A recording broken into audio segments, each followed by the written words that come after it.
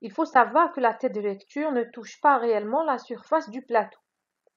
Il y a une couche infiniment petite qui sépare la tête de lecture de la surface du plateau, qui est estimée à quelques microns de la surface.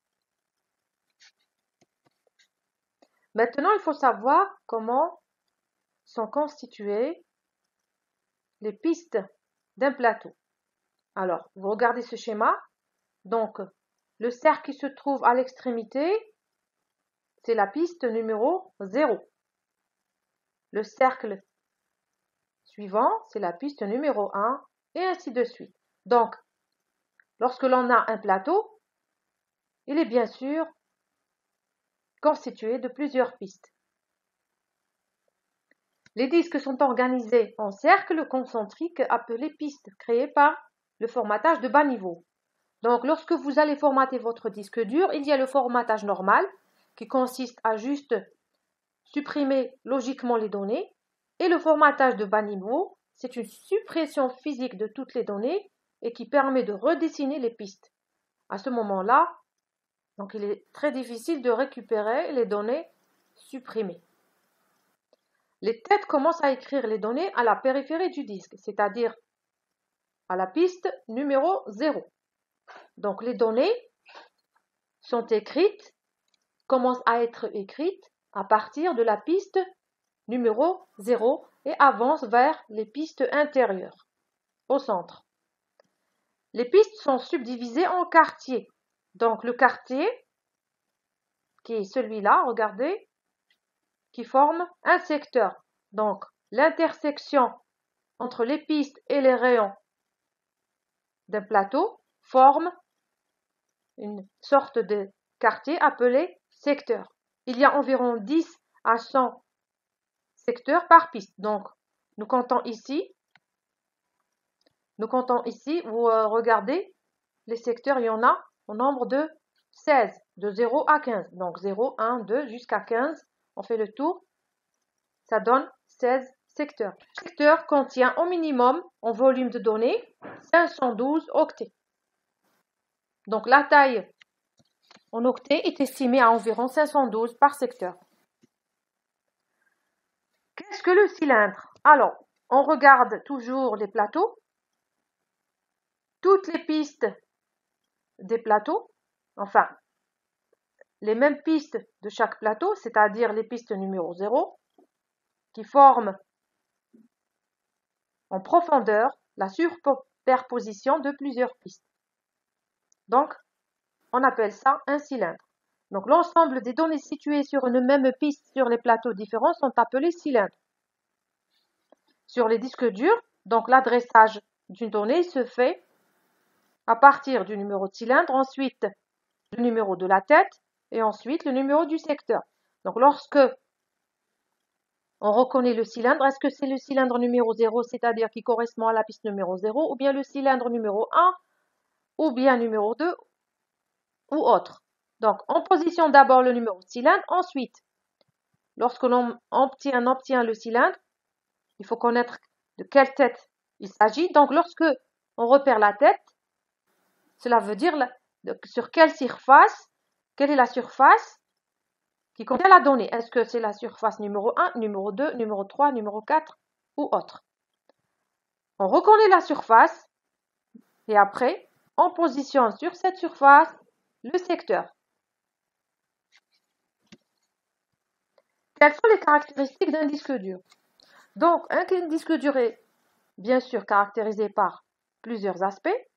Il y a tout d'abord la taille physique, qui n'est pas la taille qui indique volume de données. Donc, la taille physique correspond à la taille en pouces du plateau interne du boîtier, c'est-à-dire quelle est la surface du disque dur en pouces. Donc, il y a plusieurs tailles sur le marché. Donc, vous avez pour les baladeurs à disque dur, par exemple, enfin les disques durs de petite taille que l'on prend avec nous, facilement transportables, sont estimés à une taille de 1,8. Les ordinateurs portables plus grands, bien sûr, la taille physique est estimée à 2,5 pouces. Et ensuite, les plus gros, qui sont les ordinateurs de bureau ou les serveurs, la taille en pouces est estimée à 3,5. Ensuite, le plus important, c'est bien sûr la capacité. C'est la capacité, c'est-à-dire quelle est la quantité de données qui peut être stockée sur le disque dur. Donc, nous avons plusieurs éléments. Il y a tout d'abord le nombre de cylindres. Ensuite, le nombre de secteurs par piste. Ensuite, il y a le nombre d'octets par secteur. Et enfin, le nombre de têtes. Pourquoi le nombre de têtes? Donc, on revient à ce schéma. Si, par exemple, il y a une tête de lecture qui est défectueuse sur une surface donnée, eh bien, c'est toute la surface du plateau qui est perdue. C'est pour cela qu'on indique le nombre de têtes. Ou bien, parfois, il peut y avoir un modèle de disque dur où, par exemple, sur une surface donnée, il n'y a pas de tête de lecture. Donc, logiquement, la capacité du disque dur égale le nombre de cylindres multiplié par le nombre de secteurs par piste. Donc, on obtient le nombre de secteurs sur une piste. Et pour avoir le volume en octets, eh ben, c'est le nombre d'octets par secteur. Donc, tout cela concerne, bien sûr, une surface, mais si l'on multiplie par le nombre de têtes, on obtient le nombre de surfaces. Et cela nous donne à la fin la capacité totale du disque dur. Voici un exemple. Nous avons 1020 cylindres, 63 secteurs par piste et 512 octets par secteur avec 250 têtes. Il suffit de multiplier tous ces éléments. On a environ une capacité de 8 gigaoctets. Ensuite, il y a le taux de transfert, qui est bien sûr un élément important. C'est la quantité de données pouvant être lues ou écrites sur le disque par unité de temps. Donc, le débit est exprimé généralement en bits par seconde. La vitesse de rotation, elle est exprimée par le nombre de tours par minute. Donc, bien sûr que les plateaux tournent à une vitesse. Donc, cette vitesse, elle est exprimée par nombre de tours. Elle est estimée généralement sur les disques durs de 7700 à 15000 tours par minute. Bien sûr, plus la vitesse est élevée, meilleur est le débit. Par contre, si cette vitesse est très élevée, nous pouvons avoir une surchauffe du disque dur et bien sûr un bruit qui serait assez gênant.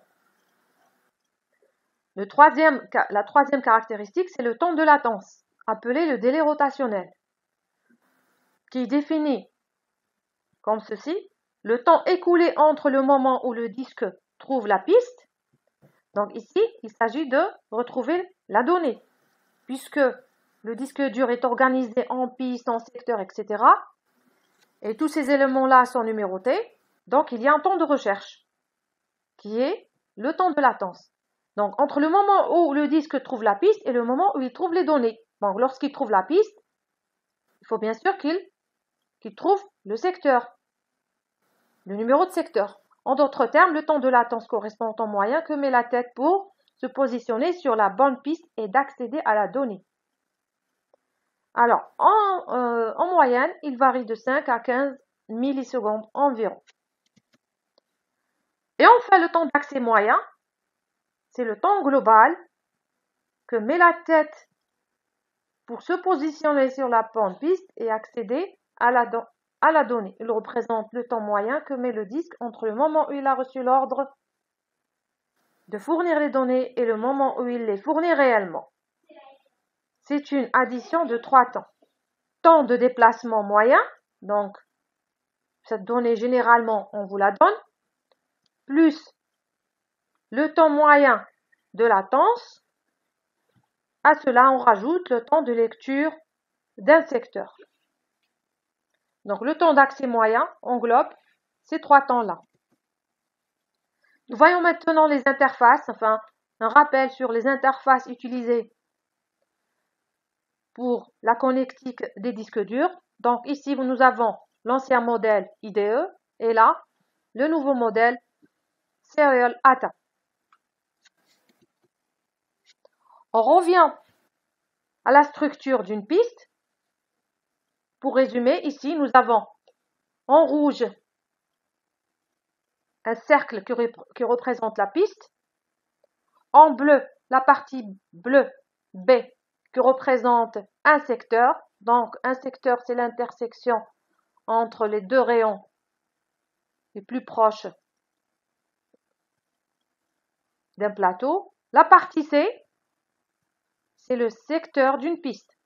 Donc, la partie B, c'est le secteur géométrique, mais la partie C, c'est le secteur qui représente une petite partie de la piste. Et bien sûr, la partie D représente un ensemble de secteurs qu'on appelle un bloc, ou bien en anglais, un cluster.